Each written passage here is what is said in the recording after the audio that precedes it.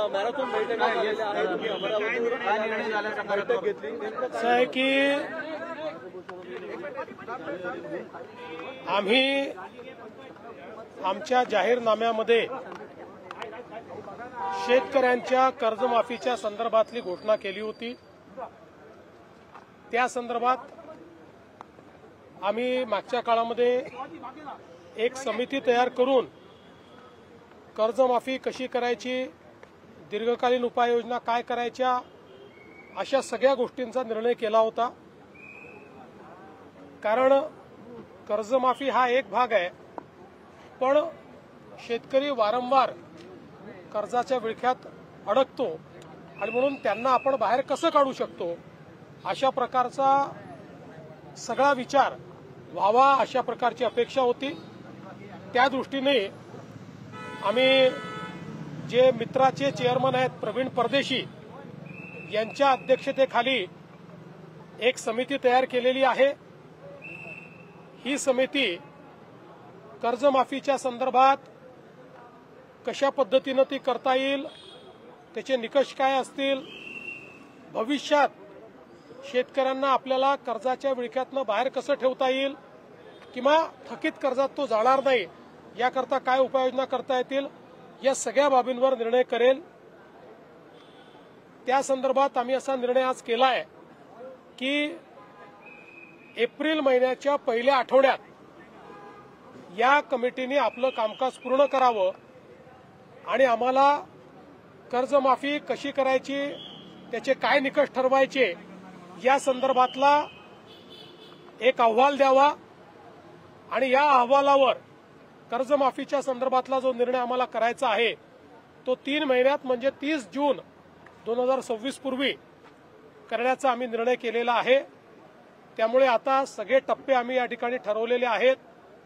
सगळ्या नेत्यांशी आमची चर्चा झाली, अतिशय सकारात्मक चर्चा झाली. त्या चर्चेमध्ये त्यांनी देखील याला मान्यता दिलेली आहे. आम्ही त्यांना समजावून सांगितलं की आम्ही पहिल्या दिवशीपासून कर्जमाफीच्या बाजूचे आहोत, आम्ही दिलेलं आश्वासन पाळू हेच सांगितलेलं आहे. पण आता लगेच शेतकऱ्यांना त्यांच्या खात्यात पैसे देणं गरजेचं आहे. कर्जाची वसुली जून महिन्यात होणार आहे आणि आता जर आपण शेतकऱ्यांच्या खात्यामध्ये पैसे दिले नाहीत तर शेतकरी रबीचा पेरा देखील करू शकत नाही आणि म्हणून पहिल्यांदा तात्काळ शेतकऱ्यांना जे त्यांच्या खात्यात पैसे दिले पाहिजे त्याची सगळी तरतूद आम्ही केलेली आहे आणि ते पैसे आता शेतकऱ्यांच्या खात्यामध्ये जाणं सुरू झालेलं आहे. जवळपास आज आम्ही अंदाज घेतला तर जवळपास 8,500 कोटी रुपये रिलीज झाले आहेत. त्यातले 6,000 कोटी प्रत्यक्ष खात्यामध्ये गेले आहेत आणि पुढच्या 2 दिवसात उरलेले पैसे जाणार आहेत. अजून 11,000 कोटी रुपये हे काल आम्ही जे कॅबिनेटला परवा मान्य केले तेही आता येत्या 2 ते 3 दिवसात रिलीज होणार आहेत आणि तेही शेतकऱ्यांच्या खात्यामध्ये जातील आणि अजून 1,500 कोटीची आम्ही प्रोव्हिजन केलेली आहे. त्यामुळे आता शेतकऱ्यांच्या खात्यामध्ये पैसे जाणं हे महत्वाचं आहे, ते आम्ही जाणं सुरू केलेलं आहे आणि माझा अंदाज आहे की पुढच्या 15 ते 20 दिवसात 90% शेतकऱ्यांच्या खात्यात हे पैसे पोहोचून जातील. 10% कदाचित अनेक वेळा आम्हाला अनुभव आहे, खात्याच्या अडचणी असतात, त्या जाऊन सोडवाव्या लागतात, मल्टिपल खाती असतात, अशा प्रकारच्या गोष्टी असतात. त्यामुळे तेही आम्ही त्यांचंही जे बाकी 10% आहेत त्यांचंही आम्ही त्या ठिकाणी पूर्ण करू आणि फॉर्च्युनेटली याला कुठली आचारसंहिता नसते.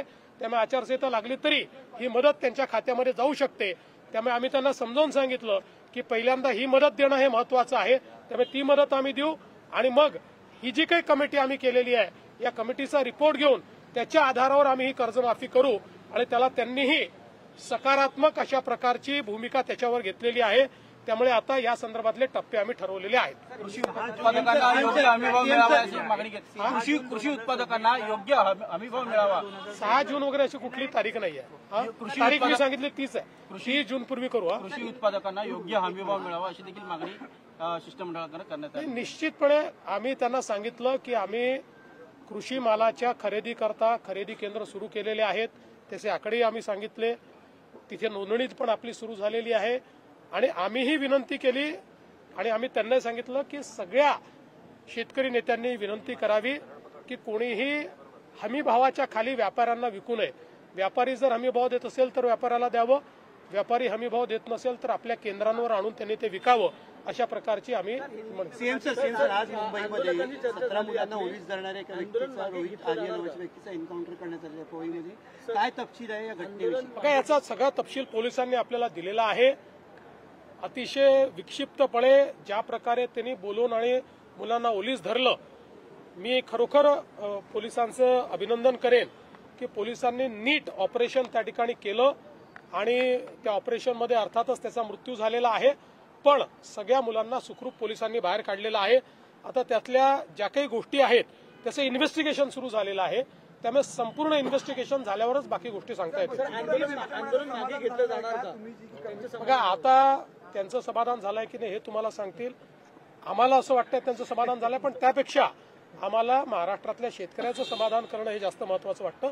ते करण्याचा आम्ही प्रयत्न करतो. खूप मोठा निर्णय आहे, खूप मोठा निर्णय आहे, पण सरकारवर आधीच थोडासा आर्थिक बोजा देखील आहे, तर कसं सॉर्ट आउट आहे? आता हे खरंच आहे की आर्थिक बोजा मोठा आहे, सरकार आर्थिक अडचणीत आहे, पण जसं आता आर्थिक अडचणीत असतानाही आपण आजपर्यंतची सर्वात मोठी मदत ही अतिवृष्टीमध्ये यावेळेस केली आहे.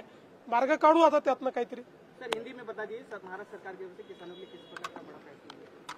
महाराष्ट्र की हमारी सरकार ने अपना जो घोषणा पत्र दिया था, उस घोषणा पत्र में किसानों को कर्जा माफ करेंगे इस प्रकार की हमने घोषणा की थी. उसी तर्ज पर आज हम लोगों ने फैसला किया है. एक हमने इसके ऊपर कमेटी तैयार की है. ये कमेटी किस प्रकार से कर्जा माफ करना है, उसके नियम निकष क्या होंगे, इसके ऊपर अभ्यास करके अप्रैल के फर्स्ट वीक में हमको एक अपना रिपोर्ट देगी और उसके बाद 3 महीने में यानी 30 जून से पहले हम लोग उस रिपोर्ट के आधार पर ये जो हमारे किसान हैं इन किसानों को कर्जा माफ करेंगे. पवई में सर जिस तरीके से इनकाउंटर किया गया है, उस पूरे मामले को किस तरीके से जांच हो रही है? देखिए, पवई का जो मामला है उसमें एक बहुत ही अलग तरीके का ये सारा मामला सामने आया हुआ है और जिस प्रकार से 17 बच्चों को उन्होंने अगवा करके या उनको अलग कारण से बुला के और फिर उनको कैप्टिव रखकर जिस प्रकार से धमकी देने का काम किया और उनकी जान को खतरे में डालने का काम किया, मुंबई की पुलिस ने बहुत अच्छा कार्य करके और एक बहुत सटीक ऑपरेशन किया और जो आरोपी है उसकी उस ऑपरेशन में मृत्यु हुई है और 17 बच्चों को बिल्कुल कोई खरोच भी न आते हुए उनको बाहर निकाला है. अभी इसकी जो बाकी तफसील है उसको बाद में आपको बताया जाए.